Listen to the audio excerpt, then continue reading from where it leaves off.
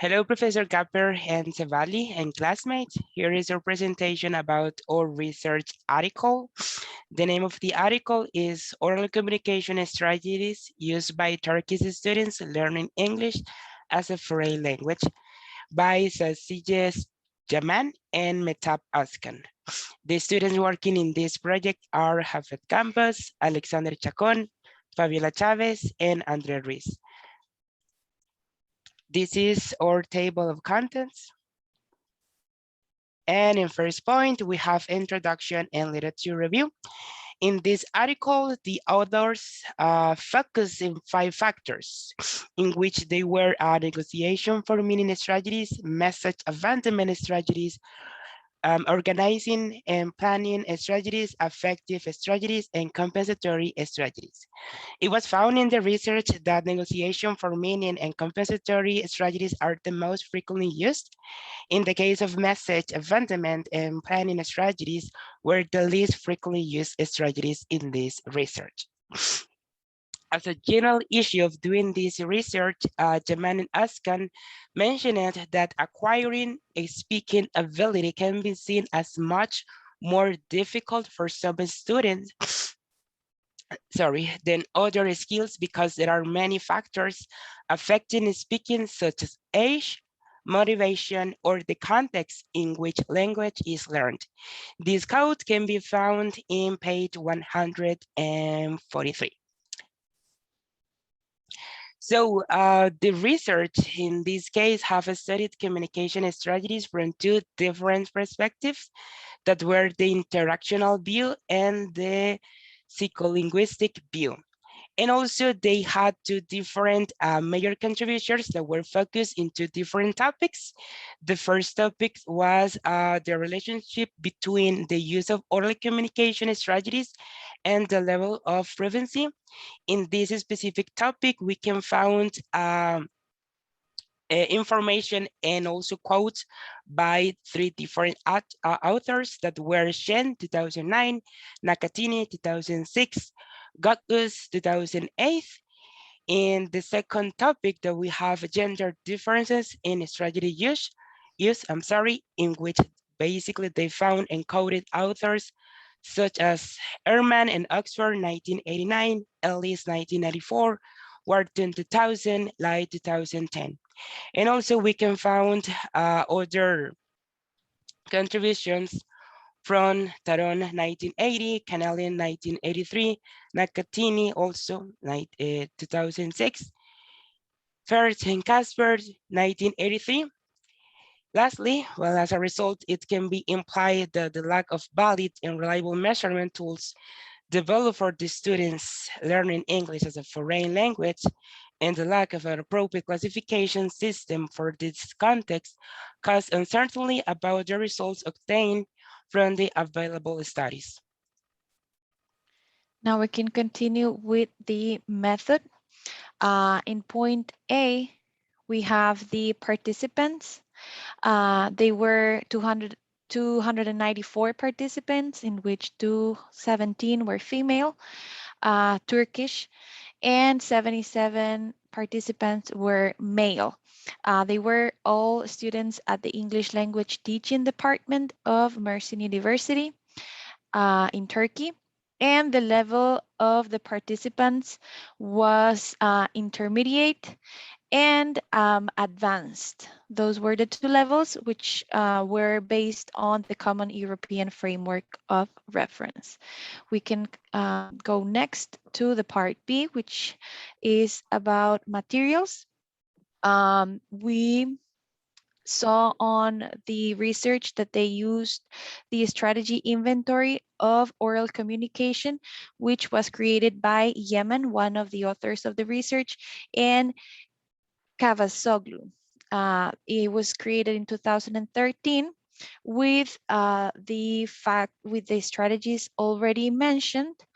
And it's important to highlight that the tool was created or developed in order to identify the oral communication strategies used by students learning English as a foreign language in Turkey. We can go next. Then the procedure. This is the measurement instrument that they used. And on the procedure, basically students were guided to respond to each of the strategy descriptions based on a 5-point Likert scale, which asked students to report the frequency with which they used particular strategies or the strategies already mentioned in speaking in a foreign language. They had 5 levels to answer to the statement, 5 meaning they frequently do it, and 1 meaning they rarely do it. We can go next. Now the analysis. Basically, we have 4 tables. On the first one, it's the descriptive strategy for oral communication strategy use. On the second one, which is the U test, we differentiate the level of intermediate versus advanced. We can go to the third one, in which we discuss the differences in between classes. And the fourth one, which is meant to differentiate the use of oral communication strategies between genders. Okay, now point 3, results and discussion. The findings will be presented in the order of the research questions and discussed in relation to current literature. We can move on. First, the restatement of the main idea of the research article and important concepts.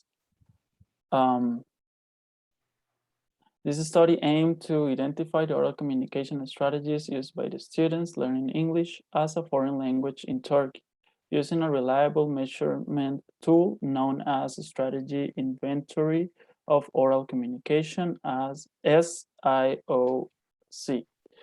As educational researchers, it is useful to understand these 5 categories that you can see on the slide found in the research article. The first one, negotiation for meaning, which are related to learners' attempts to maintain their interaction and avoid communication breakdown.